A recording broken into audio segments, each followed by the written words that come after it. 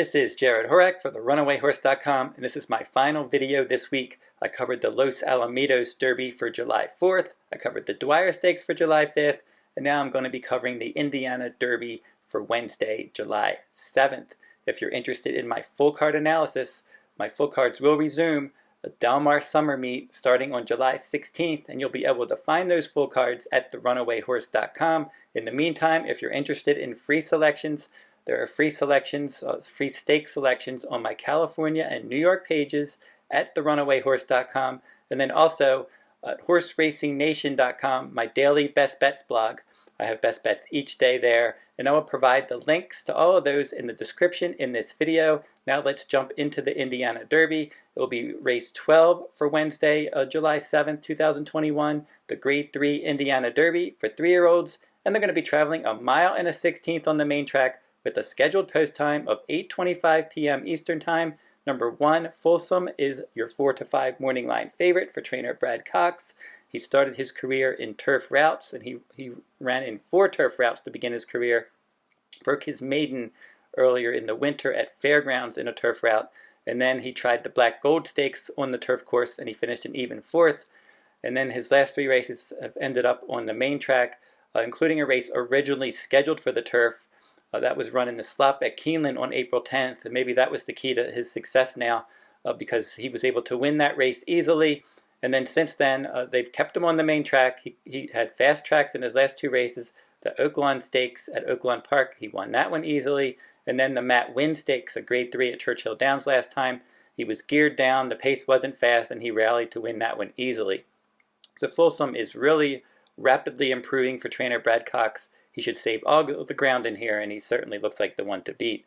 Number 2, WW Crazy. He is a 30-to-1 shot in this race, and he exits a maiden win in the slop in his 4th career start at Indiana Grand in a 1-mile race. And it was a decent effort, but he's really going to have to step it up. His first start against winners this is a tough spot. Starrininmydreams for trainer Dallas Stewart, adding Lasix in this race. But this is one. He does have ability. He seems to be best possibly on a sloppy track. He did win his debut in a sprint race at Churchill Downs last year, dueling on the lead on a fast track. And then he caught the slop second time out, stretched out in distance, and he won that one by a nose. And then after that, they put him on the Kentucky Derby Trail in the Risen Star Stakes. He was well beaten that day from the inside post. The Louisiana Derby, he didn't run too poorly. He ended up 5th in that race. The Lexington Stakes, probably his best race this year. In that race, he had the outside post. The pace was very strong. You had 2 stretch-out sprinters breaking from the 2 inside posts, and they set wicked fractions in there. Starrininmydreams stalked, worked his way up to 2nd, and then he ended up finishing 3rd. King Fury won that one. Unbridled Honor was 2nd, and they came from well off the pace. Because the pace collapsed in that race. Starrininmydreams, considering the pace there, he hung in there well to finish 3rd. Pat Day Mile last time out, he didn't have a good start there. Not the best trip after that either, and he ended up finishing 7th, beaten 11 lengths in that 11-horse field. The pace was quick with Jackie's Warrior setting the pace. The pace won't be that quick in this race, and I think moving back to 2 turns, he's one that certainly could at least hit the board in here. Convention is number 4 for trainer Steve Asmussen, and he's 15-to-1 morning line. He was pretty good.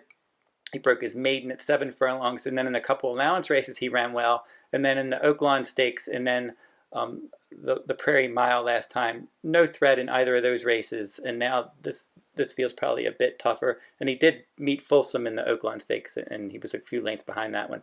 So he's going to have to step it up if he wants to finish in the top 3. Sermononthemount, he is 10-to-1 morning line. He's number 5 for trainer Tom Amos, and he was 3rd in the Prairie Mile. And then before that, he won a claiming 30,000 at Churchill Downs.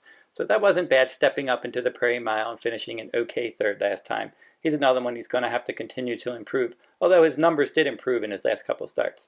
Full Charge, he's 12-to-1 morning line for trainer Jack Sisterson. He's only run 4 times, and his speed figures are on the rise. He actually earned improved speed ratings in all 4 of his career starts.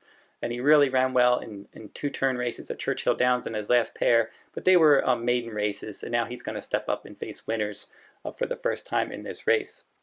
Finally, number 7, Mr. Wireless. he's probably your second most likely winner in here. In his sprint debut, he ended up finishing 5th, and then when they stretched him out 2 turns on the main track, did well in his last 3 races. Broke his maiden at Oaklawn Park at 1 mile in March, came back on May 1st against Optional Claiming Company. He tracked the pace. He won that one by a nose, so that was back-to-back nose victories, stalking the pace from second. And then in the Texas Derby last time, wet track, bumped at the start, stalked the pace, finished second, beaten 3/4 of a length. So his speed ratings, at least last time, was solid. His maiden win as well. His number dipped a little bit in that Optional Claiming win, but there wasn't a lot of pace in there. So he's definitely not out of this. He's going to be stalking outside in this spot. So Mr. Wireless is probably the main threat to Fulsome, but I can't go against Fulsome in here. He's certainly the one to beat. It's going to be no excuses if he runs back to his mat win. I doubt anybody else in this field can beat him. So as I said, Mr. Wireless, the second most likely winner. And then for the exotics, Starrininmydreams is one that I like. I thought that Lexington Stakes, that was a nice effort. I think he can do something in this race. So we won't make a win wager, but Fulsome, I'm going to use Fulsome, and I'm also going to use Mr. Wireless on top in the exacta, and then we're just going to put those two over number 3, Starrininmydreams, and then one trifecta. We'll just put Fulsome on top. We'll put all in second, and then we'll put Starrininmydreams in third. Don't forget to like, subscribe, and comment. Make some comments in the comment section. Who do you like in the 2021 Indiana Derby? That will wrap up my videos this week. I'll be back with another stakes race from around the country next week. Then the week after that, Del Mar will be starting and my full cards will resume. Now, until next week, good luck at the races.